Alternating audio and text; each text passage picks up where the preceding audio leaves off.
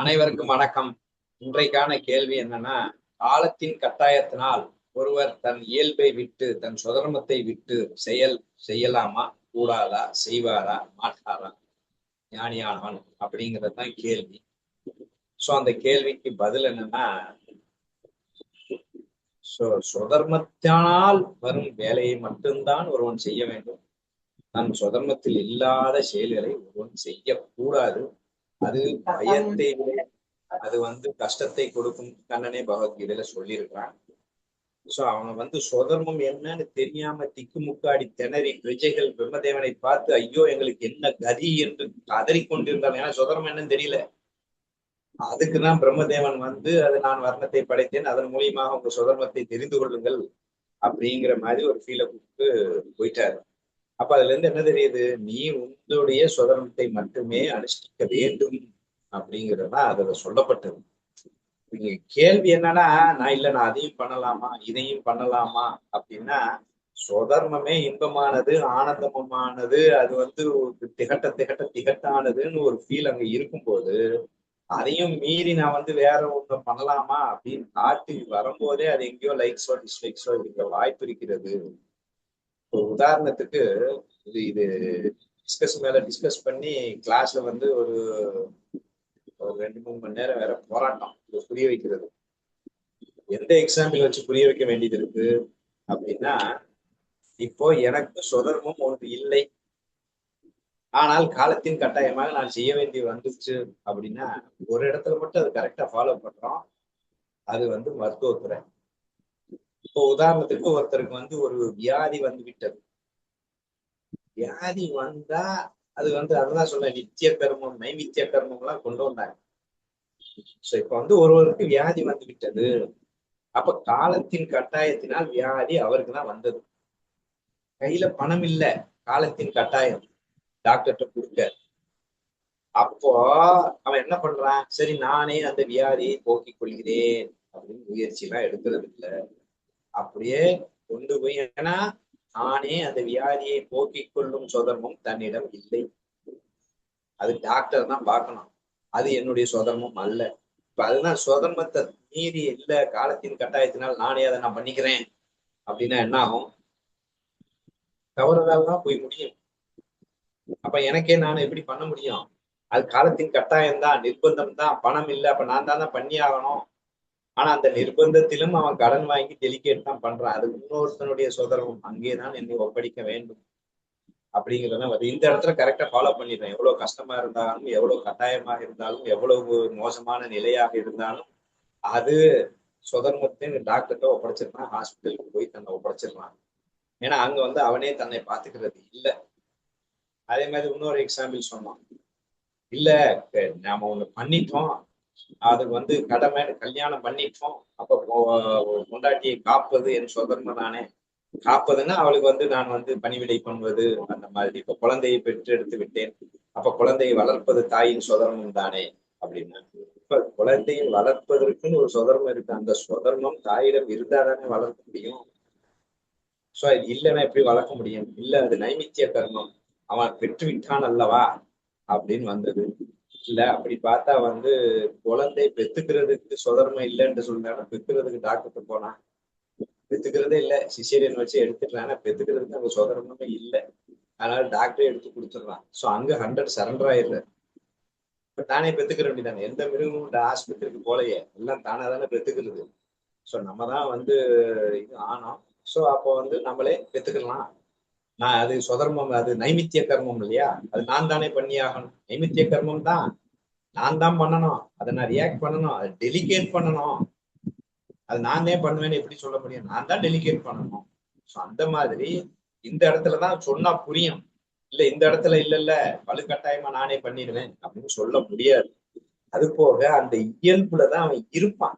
நீங்க நல்லா யோசிச்சு பார்த்தோம்னா, இயல்பை மீறி ஒரு இடத்துல இருக்கிறான் அப்படின்னா, அப்போ திட்டமிடுதல் ஒரு இயல்பு, மேலாண்மை செய்தல், மேனேஜ்மெண்ட் செய்தல் ஒரு இயல்பு, அக்கௌண்ட்ஸ் பார்த்தல் ஒரு இயல்பு, இறங்கி வேலை பார்த்தல் ஒரு இயல்பு அப்படின்னு ஒரு 4 வகையான இயல்பு சொல்லியிருக்கான்.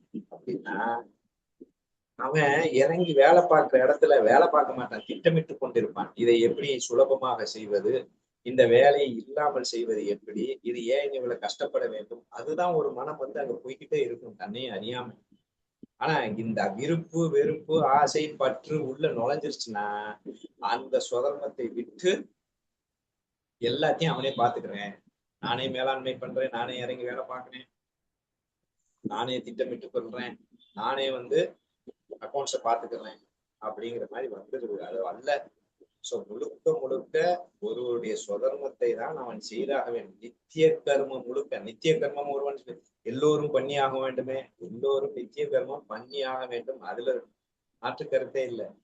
அந்த நித்திய கர்மம் எதை சார்ந்து இருக்கிறதுன்னா சுதர்மத்தை சார்ந்துதான் இருக்கிறது. காலையில 4 மணிக்கு எந்திரிக்கிறார் ஒருத்தர், அது அவருடைய சுதர்மமா இருக்கலாம். நைட் ஷிப்ட் போயிட்டு வந்தவர் எப்படி 4 மணிக்கு எந்திருப்பாரு? சோ அப்போ நைட் ஷிப்ட் போறேன்னா அவனுக்கு நைட்ல தான் நல்ல விழிப்பு இருக்கும். சோ அவனுக்கு வந்து அந்த நைட் ஷிப்ட் காவல் காத்தல் அப்படிங்கிற ஒரு வேலையில வந்து அவர் சுதர்மத்துல இருக்கும்போது அவர் 4 மணிக்கு எந்திரிக்கணும்னு சுதர்மம் இருக்காரு. அடுத்து ஒருவர் வந்து 2 வேளை குளிப்பார், ஒருத்தர் வந்து ஒருவேளை தலை குளிச்சாலே தலை மண்டகனை ஏறிடும். அப்ப அவங்க சுதர்மம் இல்லை தலை குளிக்கிறது, அப்ப அவன் உடம்புலதான் குளிப்பான். ஒருத்தன் வெந்நீர் தண்ணி குளிப்பான், ஒருத்தன் வந்து ஜில்லு தண்ணியில குளிப்பான். சரி, சாப்பாடு நான் ஒருவேளை 2 வேளை சாப்பிட்டா போதும். ஆனா ஒரு மூட்டை தூக்குறாரு, பயங்கரமா வேலை பார்க்கறாரு, அவர் எப்படி 2 வேளை சாப்பிட்டா பார்த்தோம், அவர் 3 வேளை சாப்பிட்டாங்க. அப்ப நித்தியம்தான், நித்தியமே மாறுபடுது ஒவ்வொருத்தருக்கும். நித்தியம் எதை பேஸ் பண்ணி மாறுபடுது, அவனுடைய இயல்புக்கு ஏற்ற மாதிரி நித்தியமும் மாறுபடும். ஆனா நித்தியம் பண்ணியாகணும். அவன் இயல்புக்கு என்னென்ன நித்தியம் இருக்கிறதோ அதை கண்டிப்பாக செய்ய வேண்டும். அதுல சோம்பேறித்தனப்பட்டா காலி. நைமித்தியம் நைமித்தியம் அவன் வரும்போது தன்னுடைய இயல்பானது தனக்கு வந்துச்சுன்னா அவன் பண்ண முடியும். இயல்பே இல்லாத என்ன வந்துச்சுன்னா நான் கன்சல்ட் தானே பண்ண முடியும். எனக்கு பிரச்சனை வருது, நான் போய் கோர்ட்ல வாதாட முடியுமா? நான் வக்கீல்கிட்ட தானே போக முடியும். எனக்கு இயல்புல அது இல்ல இல்ல. உடம்புல பிரச்சனை வருது, டாக்டர்கிட்ட தானே போக முடியாது. நைமித்தியம் தான் என்ன தேடி வந்துருச்சு, நான் டெலிகேட் தானே பண்ண முடியும். இல்ல இல்ல நான் வந்து காலத்தின் கட்டாயத்தினால எல்லாம் நானே பண்ணிக்கிறேன் அப்படின்னு எங்க சொல்ல முடியும்? அப்படி வந்து நம்ம பண்றோமா? இந்த 2 விஷயத்துல பண்ண மாட்டீங்க. அது வந்து நம்ம டெலிகேட் தான் பண்றோம். நம்மளே இப்ப வீட்டுல வந்து எங்க அப்பா இறந்துட்டாரு அப்படின்னா அந்த காரியங்கள் செய்ய வேண்டும்னால் அதற்கு உண்டான சுதந்திரத்துல இருக்கிறவங்க கூப்பிட்டு தானே பண்றோம். இல்ல நானே பண்ணிடுறேன் அப்படின்னு பண்றோமா? இல்ல நைமித்தியம் தானே, அது வந்துருச்சுல எனக்கு, நான் வந்ததுன்னா இப்ப நான் எங்க பண்ணேன், டெலிகேட் தானே பண்றேன். ஸோ வீட்டுல வந்து எனக்கு வந்து ரிப்பேர் பண்ண வேண்டிய வேலை, வீடு ஒழுகிருச்சு, நைமித்தியம் ரிப்பேர் பண்ணணும். நான் கொத்தனார் வேலை பார்க்க முடியும், ஒரு கொத்தனாரை விட்டு தானே பண்றேன் நானு.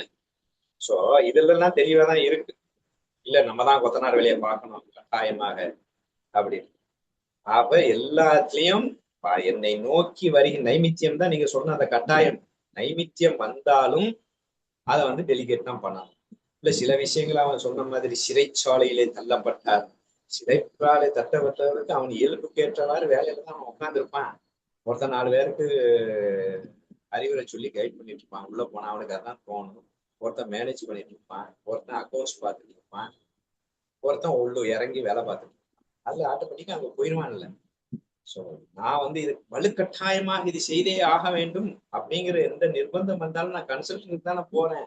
அப்படி நான் மீறி அப்படி பண்ண வேண்டியது வந்தாலும் அங்கேயும் என் இயல்பு தான் அங்கே வெளிப்படுமே ஒழிய அதற்குண்டான டைரக்ட சுதர்மம் அப்படின்னு இங்க வராது. இப்போ கண்டிப்பாக எந்த ஒரு வலுக்கட்டாயமாக இருந்தாலும், வலுக்கட்டாயம் நம்மளதான் சொல்லிக்கிறோம், அந்த மனம்னு ஒண்ணு இருக்கு இல்லையா, நீ இதை பண்ணிதான் ஆகணுங்கிறான். இப்ப நான் வந்து காய்கறி கட் பண்றது என் சுதர்மை இல்லை, நீ தான் கட் பண்ணணும்னு கத்திய வச்சுனேன், நான் கட் பண்ணிட்டுலாம் இருப்பேன், அந்த செயல் நடக்கும். ஆனா மனம் என்ன நினைச்சிட்டு இருக்குன்னா, இதை ஏன் இப்படி கஷ்டப்பட்டு கட் பண்ணிட்டு இருக்கானே லூஸ் பயில்வே, இதுக்கு ஒரு மிஷினை வச்சிடலாம்ல, இல்ல இதுக்கு வந்து இப்படி லாபமா இப்படி வச்சு பண்ணிருக்கலாம்ல அப்படின்ட்டு அவனுடைய அந்த சுதர்மத்துலதான் திங்க் பண்ணிட்டு இருப்பான். அது அவன் திட்டமிடுதல் அவனுடைய சுதர்மம், மேனேஜ் பண்றது அவனுடைய, அவன் பண்ண மாட்டான், 4 பேர் வச்சு வேலை வாங்குறது அவன் சுதர்மம். சோ அந்த மாதிரி அவன் சுதர்மத்துலதான் அந்த மனம் வந்து அங்க எங்கேயோ நிற்கும் தொக்கி. அது கர்மால கட்டாயமா ஒரு வேலை வந்து அவன் செய்ய வேண்டியது இருக்கு அப்படின்னாலும் அந்த சுதர்மத்துல ஒட்டிட்டு தான் அவன் வந்து அதை செய்து கொண்டிருப்பானே ஒழிய அப்ப சுதர்மமே இல்லாம போற அளவுக்கு அங்க எதுவுமே இல்லை. சோ எதுவா இருந்தாலும் அங்கே அவனுடைய சுதர்மம். இந்த பிரச்சனை என்னன்னா தன்னுடைய இயல்பு வெளிப்பட விடாமலேயே விருப்பும் வெறுப்பும் எதிர்பார்ப்பும் ஆசையும் அகங்காரம் நல்ல அம்மிக்கு உள்ள வச்சாச்சு. கடைசியில அதுதான் என் இன்ட்ரெஸ்ட், அதுதான் என் ஹாபி, அதுதான் என் வெறி அப்படின்னு நம்ம சொல்லிட்டு இருக்கலாம். ஆனா சுதர்மம் அதுல இருக்கா? அது தானா வர்றது, நீ கொண்டு வர்றது இல்ல. அது பல வருடங்களால் போட்ட விதையினால் அது மோல்டாகி வருது. அதை நீ ஏன் மாத்துறங்கிறான். சோ அது இயல்பாக தானாக ஸ்பான்டேனியஸா எனர்ஜியாக வருது.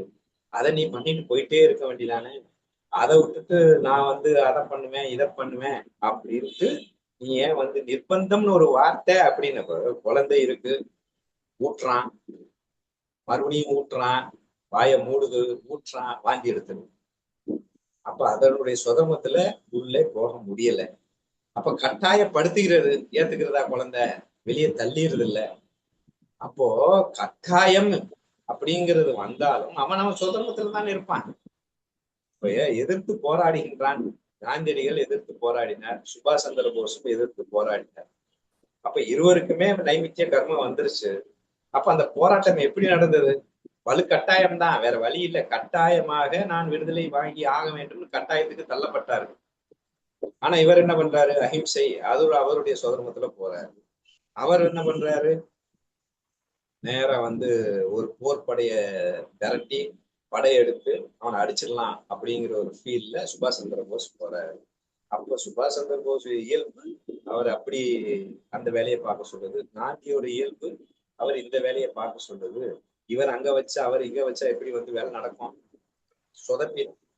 அப்ப அவர் இயல்புலதான் அதை வலுக்கட்டாயமா தான் வருது.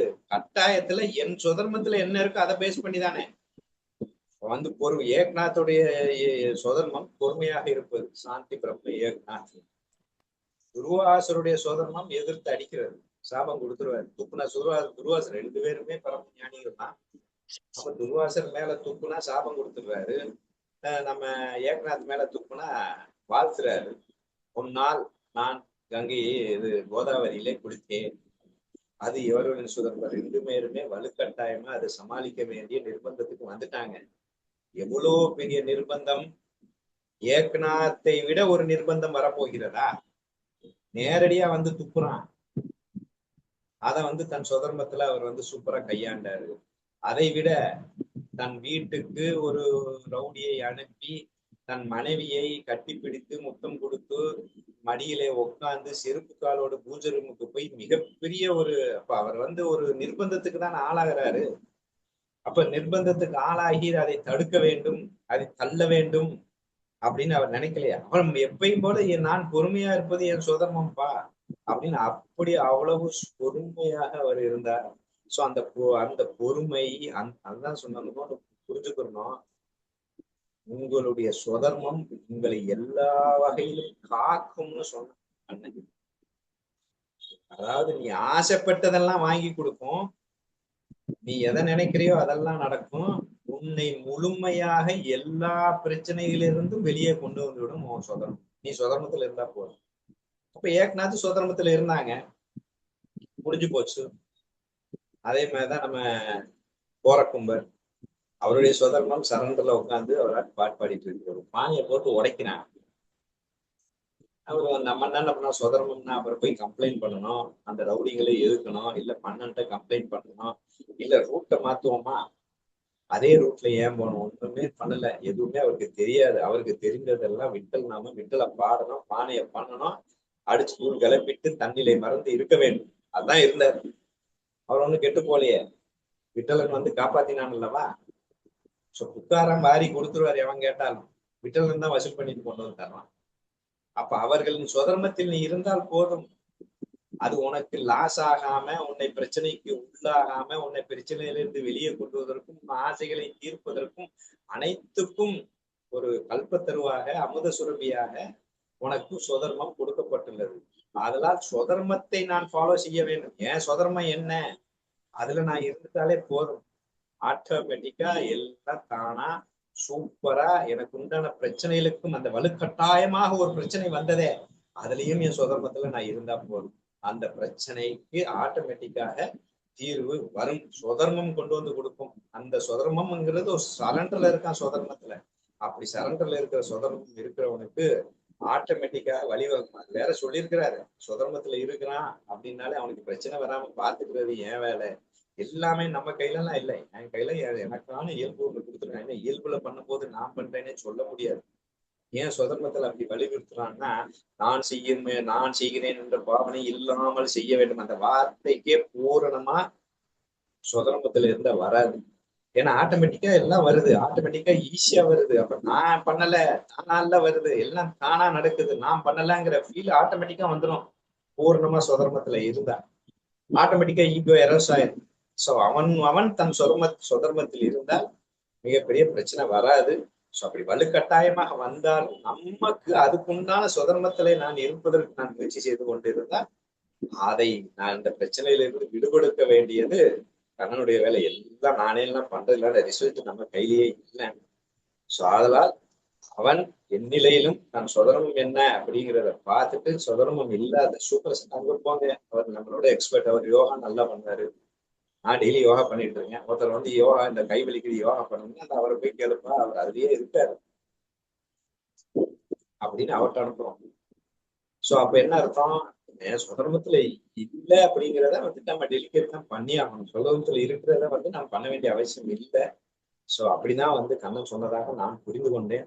சோ சுதர்மம் அப்படிங்கிறதே ஒரு கல்பத்தரு மாதிரி. பிரச்சனையில இருந்து விடுபட்டு விடும், தேவையானதையும் கொடுத்துரும், ஆசைப்பட்டதெல்லாம் கொடுத்துரும். அது போக நான் எந்த எஃபோர்ட்டும் இல்லாம ஸ்பான்டேனியஸா அந்த நான் ஆட்டோமேட்டிக்கா அழிந்து திருப்பி திருப்பி சொல்லுவாரு பலனை எதிர்பார்க்கிற சுதர்மத்துல இருக்கிற ஈகோ வந்துடும், நான் தான் எல்லாம் கரெக்டா பண்றேன், இல்ல நான் பண்ணலங்கிற ஃபீல் ரொம்ப முக்கியம். சுதர்மத்துல இருந்தா பிளஸ் ரிசல்ட் எதிர்பார்க்காம இருந்துட்டானா மற்றபடி அவனுக்கு உண்டான எல்லா பிரச்சனைகளுக்கும் சுதர்மமே தீர்வாகி அதனால் சந்தோஷப்பட்ட அந்த தேவதைகள் அவனுக்கு வேண்டியதெல்லாம் அள்ளி அள்ளி கொடுத்து அவன் திருப்தியாக இருப்பான் சொல்லி இருப்பதனால் சுதர்மத்தில் நாம் இருக்க வேண்டும் அப்படிங்கிறது ஒரு புரியுது.